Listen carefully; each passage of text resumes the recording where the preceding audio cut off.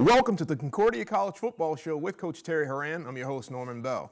The Cobber offense hit full stride this weekend, putting up 51 points in a 51-0 win over Hamline. The black shirt defense pitched its second shutout of the season. Coach, how does it feel after such a dominant performance like that? Hey, that's a great win, especially going on the road. You know, I'll kind of go back to your comment about the back-to-back shutouts. That hasn't happened at Concordia football camp since 1997. So hats off to Coach Bakken and that defensive staff and their game plan and our players executing it. Okay, we have a lot to look at here, so we're going to go ahead on and look at those first half highlights. It was a nice, cool fall day, that's for sure. A little wind.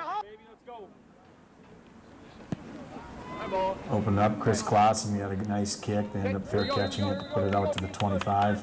We had a little bit of the wind on our back there, but I'll tell you what, our first down efficiency and third down efficiency was just fantastic. Now that's a team goal for us.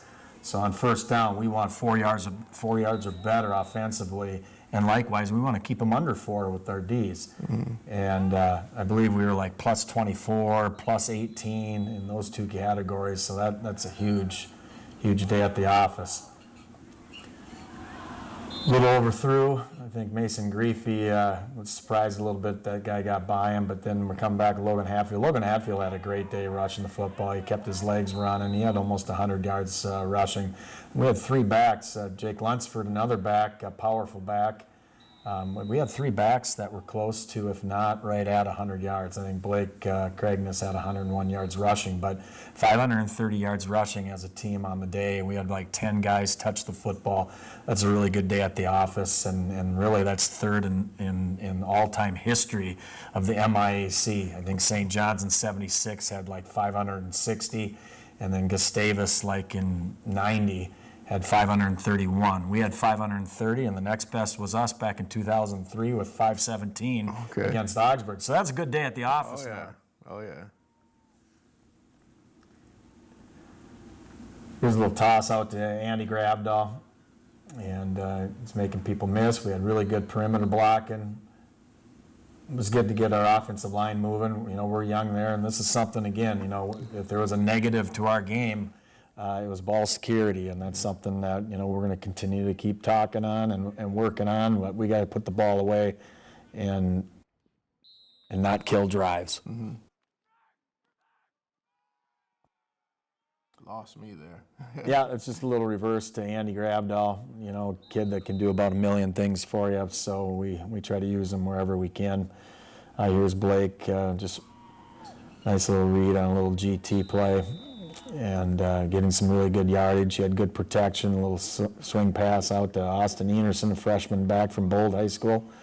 A lot of youth in that backfield. You can see that. I mean, here's one of our wily veterans in Blake, and Blake had a good day, 2 touchdowns. He threw for 1. Here we had a little pressure off the edge, and I'll tell you, I was talking to Alex Diaz, our kicker, in pregame. He says, God, it's really tough they have a new turf. It's the first time we've played on their turf, but really tough to kick the ball off of it because there's so much rubber granules. Yeah, there was a lot of it on there. And he could not get a good sand wedge underneath that to pop that ball in the air. A couple times he did. Here's a ball, a little strike to Andy Grabdahl. Put us up, I think, 20-0 at the time.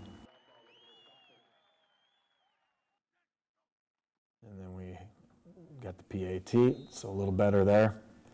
Still, we can improve and get things done. So 7:33 left. Good deflection there. Big Rob is just fired up. Yeah, it plays a lot of intensity. Robbie Lestrick.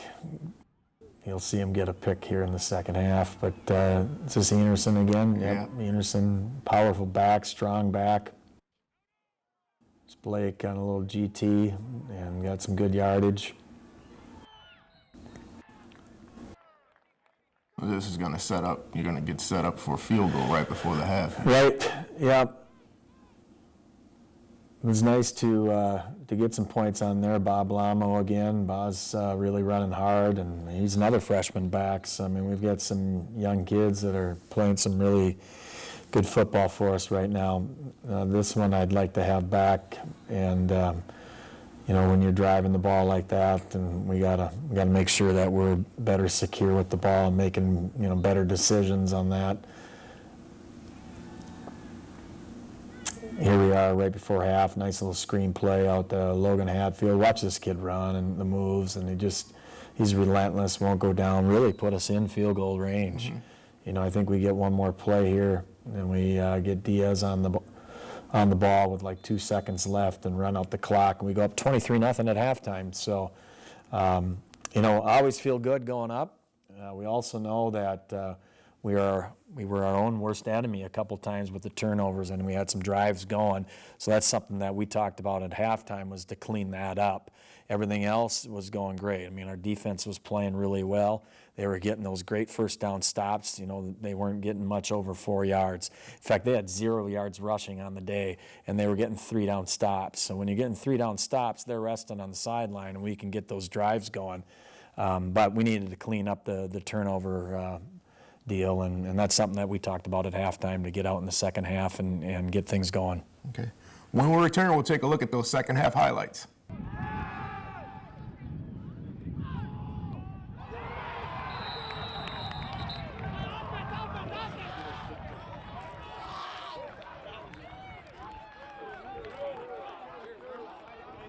Well, Coach, you did the rest of your scoring all in the third quarter. I can. For the most part of this game. The second half, again, is full of highlights, so let's just get right to it. Yeah, let's do it.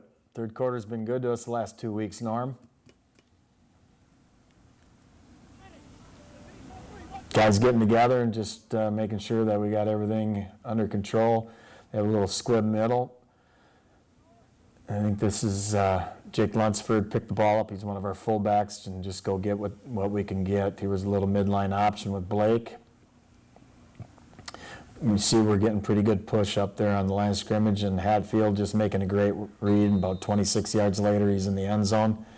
And it's been a nice little formula. He scored first last week against Augsburg on one play, and I believe it was like 3 or 4 plays later he scores against Hamline to put us up 30-0.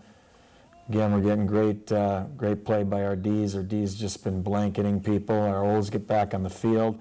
Bob Lamo just running hard. He's always moving his feet and his legs. He's a tough running back. Very versatile. He can do a lot of different things for us. Little Schimmel, look at him go. He was making some great cuts. Kid out of Rosemount High School, and there's Jake Lunsford getting into the end zone. Yeah, we weren't very happy about the fact that ball came out, but he had crossed the plane, and then we got the points, which was great. But it's a coaching tool to be able to sit and discuss that. We got to make sure that we're securing that ball, because someone might not call that in your favor. Here's a kick. I think our Gonzals can do a much better job. I just thought we weren't running as well as we need to be. But there was certainly a good play there by Rob Lestrick. Here's a nice pick by Will Berning. Will's having a fantastic season, like all of our defensive backs. I mean, you look at our DBs right now, all seniors. You got Ethan Egerton over there, Jace Johnson, Mason Griefey. And here's Austin Enerson on a little toss play, and gets into the end zone. Happy for him. It's good to see those young guys getting some confidence and getting some reps and feeling good about themselves. Alex Diaz is money man, and he banked another one in, 44-0.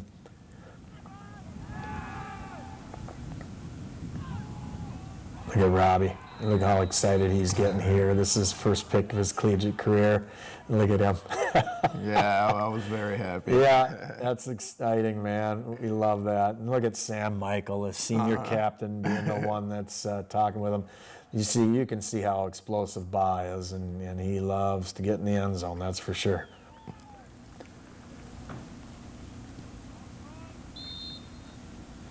And that score there should put you up. Yeah, 51-0, and that was about it. I mean, we played a lot of guys, and when we go on the road, normally we could only dress 60 players. It's not like when we're at home and you got 115 dressed. Right. So only 60 players can dress and play, and I think we got pretty much everybody in. So it's a great win, and we went over to our fan section and sang the school song, and then we were loud and proud when we got home after that long trip. So it was a great day. All righty. When we return, we'll talk to assistant coach Jason Montonye. Hey, good job. Good job. We're now joined by assistant coach Jason Montonye. Jason, this is a first for the show to have someone that was actually on the show before as a player, and now he returns as a coach.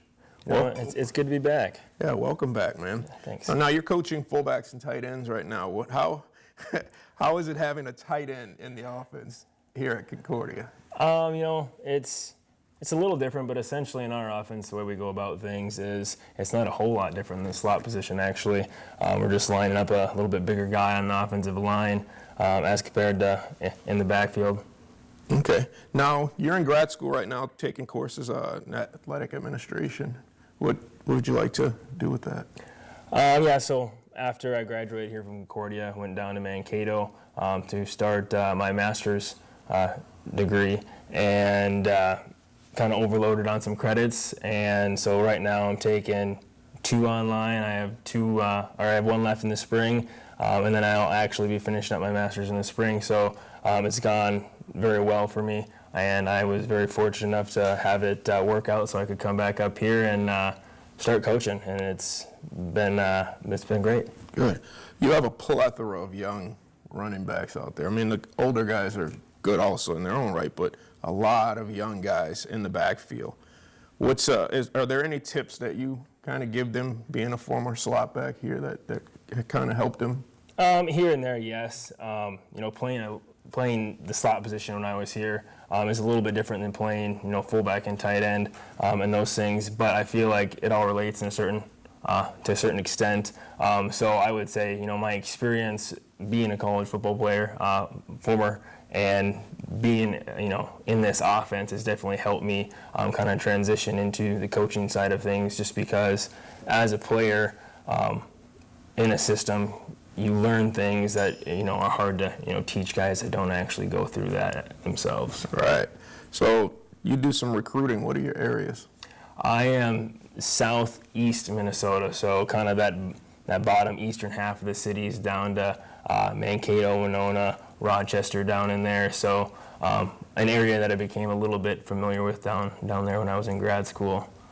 So that's definitely something new, but I'm enjoying it as well. Okay, and when you walk into a school, do you know who specifically you're going to talk to, or are you just meeting with coaches, or is there a process to the recruiting? There is a process, and it's a little bit different every time. For the most part, originally we try to reach out to the coaches, see what they have to say, not only to give us a better sense on who we want to recruit, but also get a little background information on them. And sometimes coaches aren't able to get back to you, so then you have to dig a little bit deeper and see if there's different ways that you can get in contact with kids. But I would say it's different every time. Sometimes going in, you know who you're going to talk to. Sometimes you're not exactly sure. So that's where just being flexible and adapting to kind of the situation at hand is super important. Just because it's a little different every time. Yeah. Well, this past weekend, having over 500 yards rushing, that's got to make you feel good to see your guys go off like that. Oh, it does, definitely. And being here and running still a huge part of our offense. I was a little jealous myself. I kind of wanted to get out there. But no, it was great by them. And like Coach Horan talked about a little bit earlier, is we're super happy with that performance, but at the same time, we need to make sure that we keep that focus and that drive going all the time. We can't hurt ourselves. So as well as we did, it was kind of overshadowed in a sense to us coaches because of some of those those mishaps and turnovers. Okay. Well, thank you for joining me, Jason. Welcome back. Thanks for having me. All right. That's assistant coach Jason Montonye.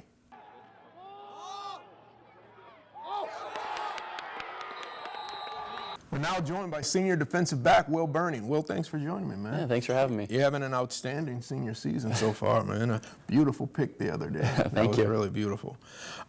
St. Michael, Albertville. What made you choose Concordia? You pass up St. John's, and you go the other way, and there's a ton of other schools. Why Concordia? Well, Cody Fox, he was a senior captain here. He's from St. Michael too. He was one of the reasons I came. Okay.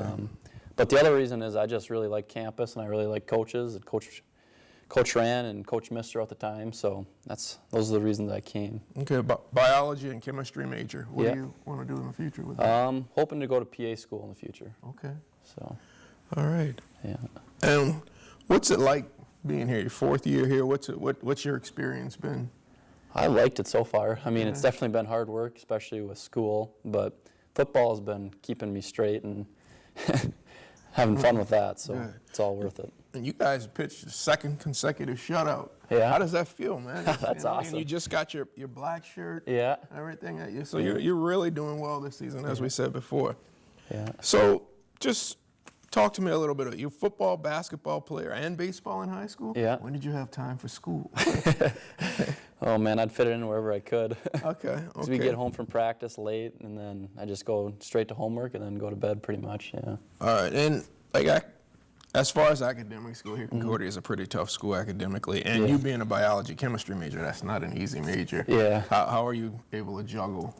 Oh, time management for sure, and staying on task, and yeah, I guess just grinding away Do the Moorhead boys razz you a little bit? all the time. Yeah. All the time. If I'm not mistaken, I distinctly remember 4 years ago you were a freshman, and you and Jace Johnson went to the Moorhead Athletic Club Yeah. deal there. That's I right, remember that, and they were the St. Yeah. Michael Albert. And Yeah, we were just so playing happened- them that day. Playing that night, Yeah. yeah. That was the significance of me remembering that. Yeah, I got razzed pretty good for that. Oh, man. Well, thank you for joining me, Will. Well, I thanks for appreciate having me. you on. All right, buddy. That was senior defensive back Will Berning.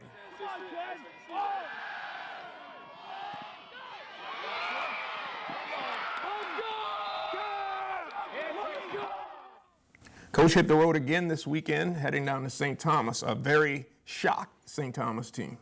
Yeah, I'll tell you, they ran into an Eau Claire team that was ready to play and played them extremely hard. I mean, it was a great college football game. It could have gone either way, and St. Thomas scored with like 7 seconds left, went for 2 to tie it, and just came up a little short. They're an awfully good football team, Norm, as we know. They're very well coached. They got athletes all over the field. So, yeah, we're taking another trip down to St. Paul. And we enjoyed our trip last weekend, and this is another chance for our team to continue to bond and get together. But, yeah, we got a big week ahead of us. This is a huge challenge for Cobber Camp, and our kids will be ready, though. All right. The Cobbers hit the road this weekend, traveling to St. Thomas for a 1 o'clock kickoff. This has been the Concordia College Football Show with Coach Terry Horan.